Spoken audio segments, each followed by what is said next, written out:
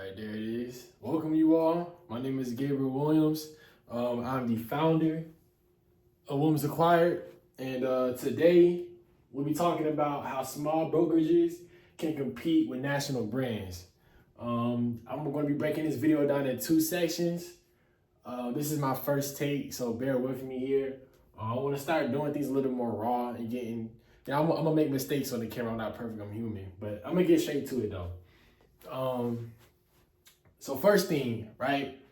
National brands. So I start here. Obviously, when you're a small brokerage, your branding is not going to be the same as like Keller Williams or a national brand like that. So first thing, marketing power, right?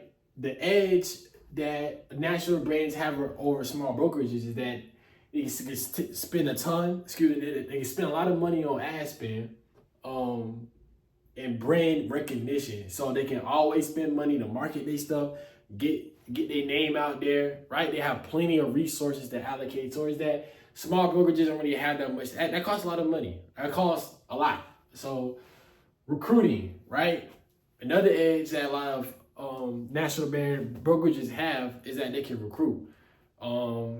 When you're a big name, you're able to pull people in by you just being the big name. Like for example, like let's do like Nike, right? People buy Nikes because Nike is the big. That's just what it is, you know. But I'll guarantee you, there's some small companies out there who make really good shoes. They don't get the same amount of people drawn to them as what Nike would. That's because of branding.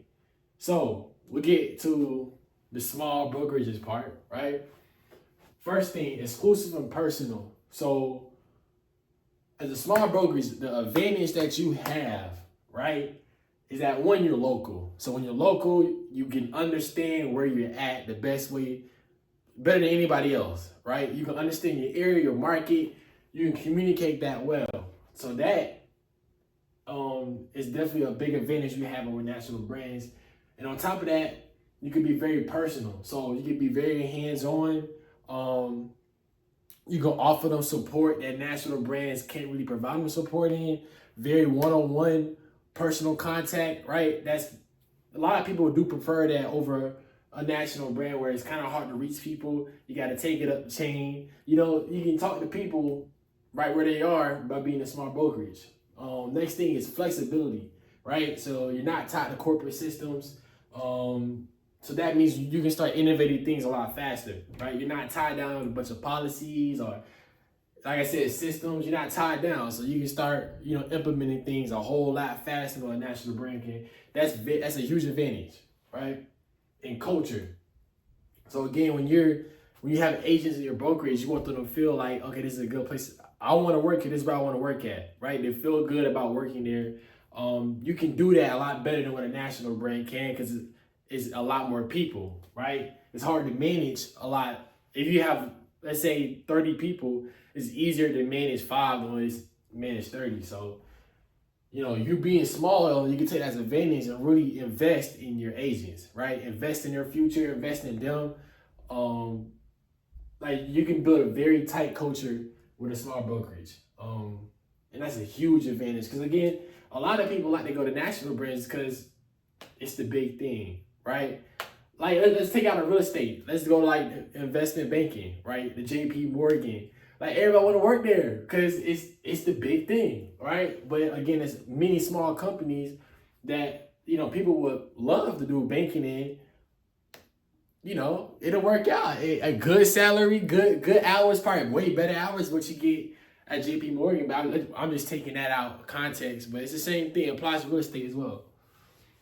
Okay, so I'm about to get to the next section of the video.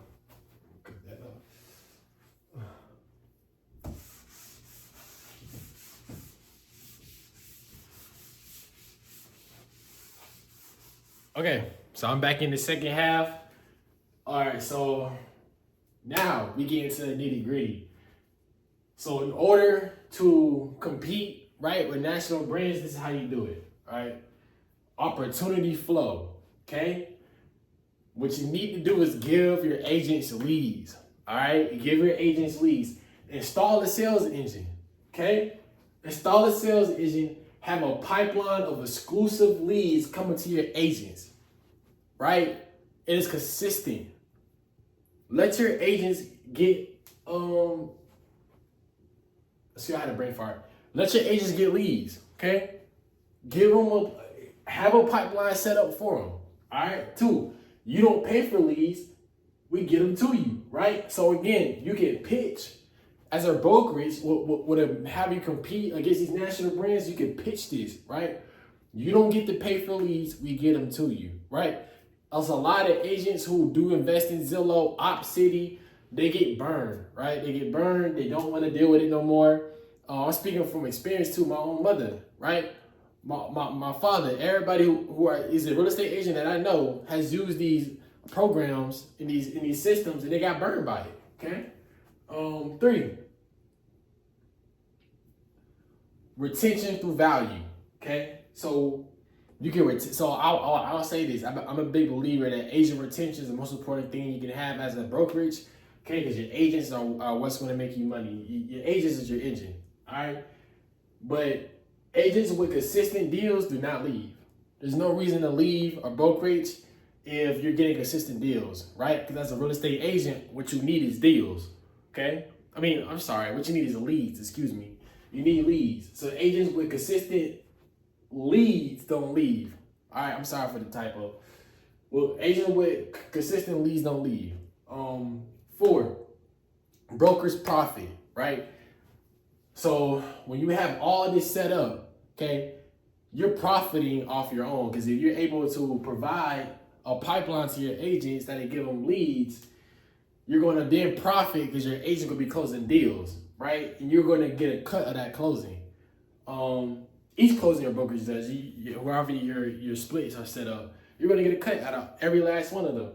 And then that's what we do at Women's Acquired, right? We build this system for you.